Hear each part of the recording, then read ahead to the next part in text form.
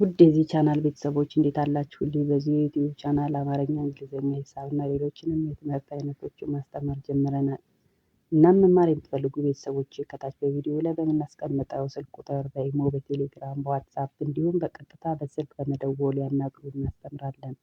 ውድ ቤተሰቦቼ ለዛሬ ይዤላችሁ የመጣሁት ለንና የለን ዘሮች በማስቀደም እንዴት ቃላትን መመስረት እንደሚቻል ማሳየትና ማስነበብ ነው። ከእናንተ የሚጠብቀው ደግሞ ሌላ ስራዎችን በተከታታይ እየሰራሁ እንድለቅ አስተያየታችሁን ኮሜንት ላይ እንድታስቀምጡልኝ፣ ላይክ፣ ሼር፣ ሰብስክራይብ እንድታደርጉኝ አደራ እላለሁ።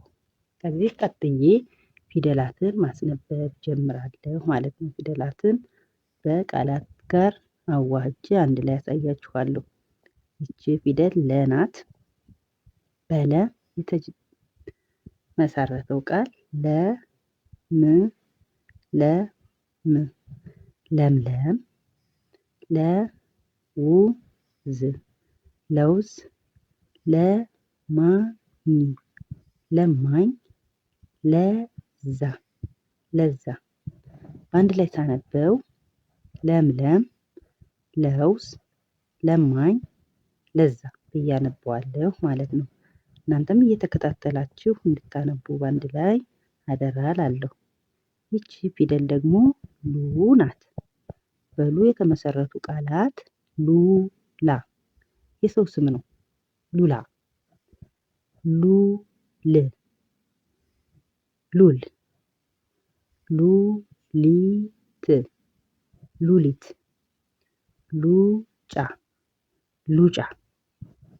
በአንድ ላይ ሲነበብ ሉላ፣ ሉል፣ ሉሊት፣ ሉጫ ይሆናል ማለት ነው። በሊ የተመሰረቱ ቃላት ደግሞ ሊጥ፣ ሊቅ፣ ሊስትሮ፣ ሊሮጥ። እሺ በሊ የተመሰረቱትን ቃላት አንድ ላይ እያጣመርኩ አነባቸዋለሁ ማለት ነው። ሊጥ፣ ሊቅ፣ ሊስትሮ፣ ሊሮጥ በማለት አነባቸዋለሁ። በላይ የተመሰረቱ ቃላት ደግሞ ላ ፊደል ነው። ላም፣ ላም፣ ላባ፣ ላባ፣ ላጲስ፣ ላጲስ፣ ላስቲክ፣ ላስቲክ። እሺ በአንድ ላይ ሲነበብ ላም፣ ላባ፣ ላጲስ፣ ላስቲክ ተብሎ ይነበባል ማለት ነው። በሌ ደግሞ ሌማት፣ ሌማት፣ ሌጣ፣ ሌጣ፣ ሌባ፣ ሌባ፣ ሌሊት፣ ሌሊት። እስኪ አንድ ላይ ሲነበብ ሌማት፣ ሌጣ፣ ሌባ፣ ሌሊት ተብሎ ይነበባል ማለት ነው።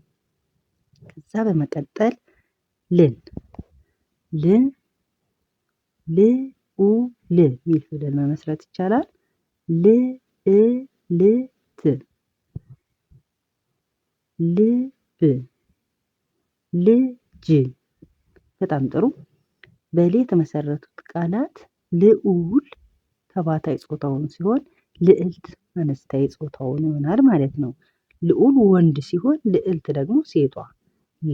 ልብን ያው ታውቁታላችሁ። ከዛም ልጅ የሚል ተመስርቷል። የመጨረሻውና ሰባተኛው ፊደል ሎ ሲሆን በሎ የተመሰረቱ ቃላት ሎዛ፣ ሎዛ፣ ሎሚ፣ ሎሚ፣ ሎተሪ፣ ሎተሪ፣ ሎጋ፣ ሎጋ። በአንድ ላይ ሲነበቡ ሎዛ፣ ሎሚ፣ ሎተሪ፣ ሎጋ የሚል ቃል ይመሰርቱልናል ማለት ነው። እንግዲህ በአጠቃላይ ቤተሰቦቼ ለዛሬ ይዤላችሁ የመጣሁት ይህን ይመስል ነበር። ሀሳብ አስተያየታችሁን ኮሜንት ላይ አስቀምጡልኝ። እናንተ ግን ሰብስክራይብ፣ ሼር እና ላይክ ማድረጋችሁን አትዘንጉ። በቀጣይ እስከምንገናኝ ደህና ሁኑልኝ። አመሰግናለሁ።